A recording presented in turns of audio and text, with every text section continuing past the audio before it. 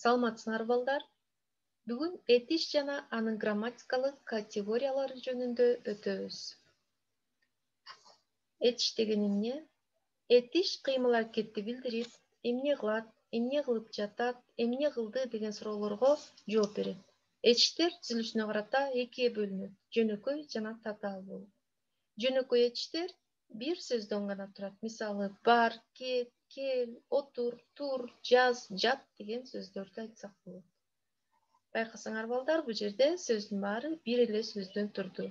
Ал эми татаал этиштер болсо, эки же андан көп сөздөн турат. Мисалы, окуп жатат, жазып отурат, келген экен, барган турат, жеп кел жана башка сөздөрдү айтсак болот. Булар эки же андан ашык сөздөрдөн турат.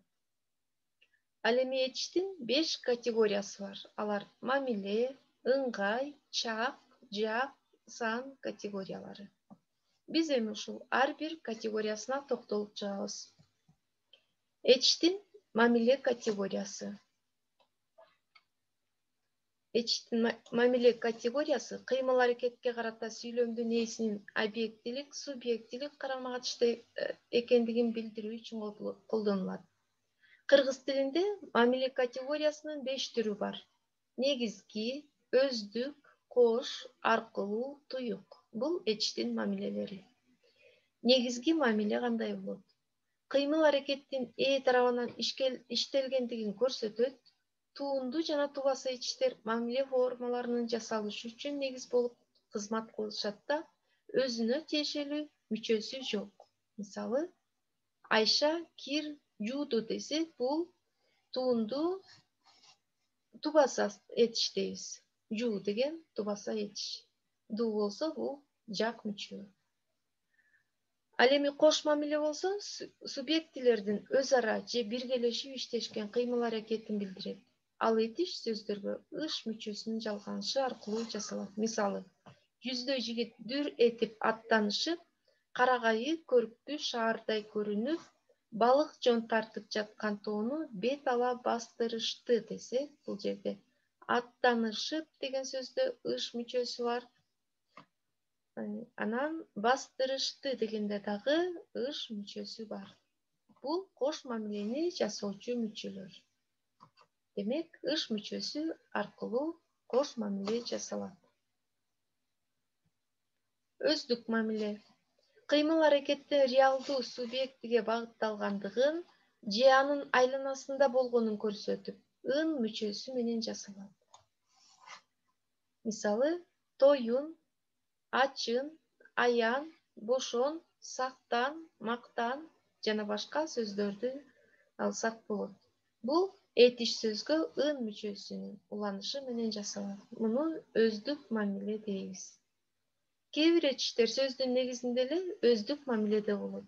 Сагын, кубан, сүйүн, капалан, багын жана башка сөздөр өз эле өздүк мамиледе мүчөлөрү уланган болот экен. Даяр компонент катары колдонулат. Ал эми кээ бир этиштер өздүк мамилени түзбөйт. Мисалы, отур, тур, кет, бер, кел, жаз, жүр жана башка сөздөрдү айтсак болот. Бул негизги мамиледеги сөздөр. Же болбосо тубаса сөздөр. 4-чү, туюк мамиледе этиштер сырттан болгон кыймыл аракеттин грамматикалык субъектиге багытталганын билдирет. Мында субъект ошол кыймыл аракетти башынан өткөрөт, ага дуушар болот. Бул ыл мүчөсү аркылуу жасалат. Мисалы, кабагы ачылды, жарпы жазылды десек, бул жерде ач деген жана жаз деген этиш сөзгө ыл мүчөсү уланды. Ал эми ды мүчөлөрү жак мүчөлөр. Туюк мамиле болуш үчүн этиш сөзгө ыл мүчөсүн улайбыз. 5-чи, аркылуу мамиле. Кыймыл аракеттин башка бирөө тарабынан иштелгенин билдирет.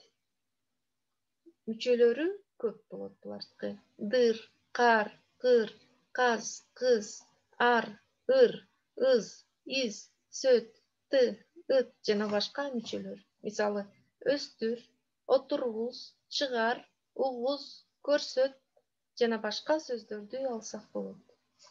Башка этиштин мамилелеринен айырмаланып, аркылуу мамиленин мүчөлөрү көп экен. Муну эсибизге сактап алсак болот. Демек, эчтин мамилелери 5 деп санадык. Андан ары улантабыз. Эчтин ыңгай категориясы. Кыймыл аракеттин чындыкта аткарылышына карата сүйлөөчүнүн мамилесин билдирет. Чындыкка карата бул мамилени билдирүү үчүн кыргыз тилинде 5 ыңгай колдонулат. Демек, эчтин 5 ыңгайы бар. Баяндагыч ыңгай, буйрук ыңгай, шарттуу ыңгай, тилек ыңгай, ниет ыңгай. Биринчи, баяндагыч ыңгай өткөн чак, учур чак, келер чак түрүндө кыймыл аракеттин аткарылышын ачык көрсөтөт. Окудум, окуйм, окуйт. Мүчөлөр болсо А, Д, Ган, Ыптыр, Ч жана башка мүчөлөр кирет. Ал эми буйрук ыңгайга сүйлөөчүнүн тыңдоочуга же тыңдоочу аркылуу үчүнчү жакка карата буйрук иретинде жасаган мамилени баяндайт. Буйрук ыңгайды эчтин негизги формасы уюштурат. Тубаса эчтер оку, жаз, бул, бүт жана башка сөздөргө гын, гыла, ыңыз, сын, ыш, сын, гыла мүчөлөрү жалганат. Мына ошондо буйрук ыңгай келип чыгат. Мисалы, буйрук иретинде окугун, жазгыла, болуңуз, бүтсүн, баштасын, баргыла деген сыяктуу буйрук иретинде айтылат. Үчүнчүсү шарттуу ыңгай. Аракет кыймылдын иш жүзүнө ашырылышы үчүн шарт болуп түшкөн этиш. Мунун мүчөсү са мүчөсү.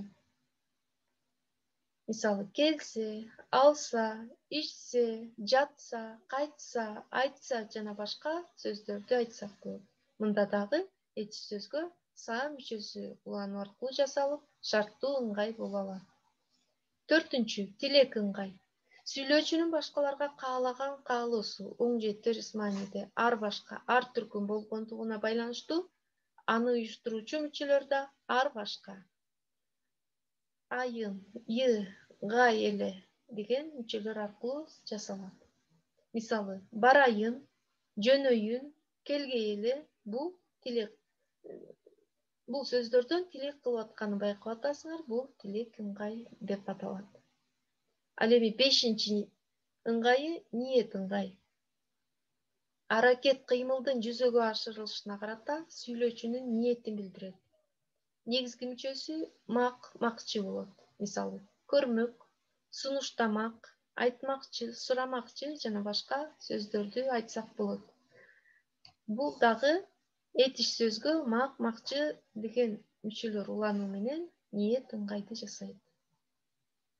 Биз балдар бул ыңгай жана мамилелердин мүчөлөрүн жаттап алсак болот. Эсибизге сактап, алмаштырбай, анан этишке уласак, мына ошондо биз оңой таап алабыз.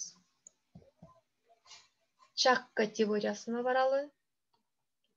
Эчтин чак категориясы кыймыл аракеттин сүйлөп жаткан учурда болуп жаткандыгын же сүйлөп жаткан учурда мурда болуп өткөндүгүн же болбосо иштин болоорун көрсөтөт. Чак категориясы этишти башка сөздүн түркүмдөрүнөн айырмалоочу негизги белгилеринин бири. Чактар учур чак, келер чак жана өткөн чак деп аталат. Этиштин 3 чагы бар. Учур чак кыймыл аракеттин сүйлөп жаткан мезгилинде болуп жатканын билдирет. Кыймыл аракеттин жүрүшү речтин сүйлөнгөн мезгилинен мурда башталып, кийин да улантылышы мүмкүн. Учур чак түзүлүшүнө карата жөнөкөй жана татаал болуп экиге бөлүнөт. Учур чактын жөнөкөй түрүн көрөбүз. Бул түрү уңгуга мүчөнүн жалганышы аркылуу жасалат. Учурда чактын ууда формасы. Бул формасы сүйлөнгөн убакта кыймыл аракеттин созулуп жаткандыгын билдирет. Морфологиялык жагынан кыймыл атоочтун о, ö, у, ү мүчөлөрү жатыш жөндөмөсүнүн мүчөсүнөн турат. Мисалы, ал тапшырмасын аткарууда десек, учур чактын жөнөкөй түрү болот. Чакчылдардын ый формасы аркылуу бул мүчөлөр чактык мааниге жак мүчөлөрүнүн жалганышы аркылуу гана жасалат. Ал келе жатат десек, учур чакты көрсөтүп жатат. Ал эми учурчактын татаал түрү бул а, э, ый, ы формасындагы чакчылдарга жак мүчө жалгана турган жат, тур, отур, жүр деген жардамчы этиштердин кошулушу аркылуу жасалат. Учурчактын маани көбүнчө ушул жол менен берилет. Мисалы, мен бара жатам, эл келип жатат дегенде, бул бара дегенге чакчылдын а мүчөсү, келип дегенге ып мүчөсү уланды. Анан жардамчы этиш уланды. Жатам, жатат. Мына муну учурчактын татаал түрү дейбиз.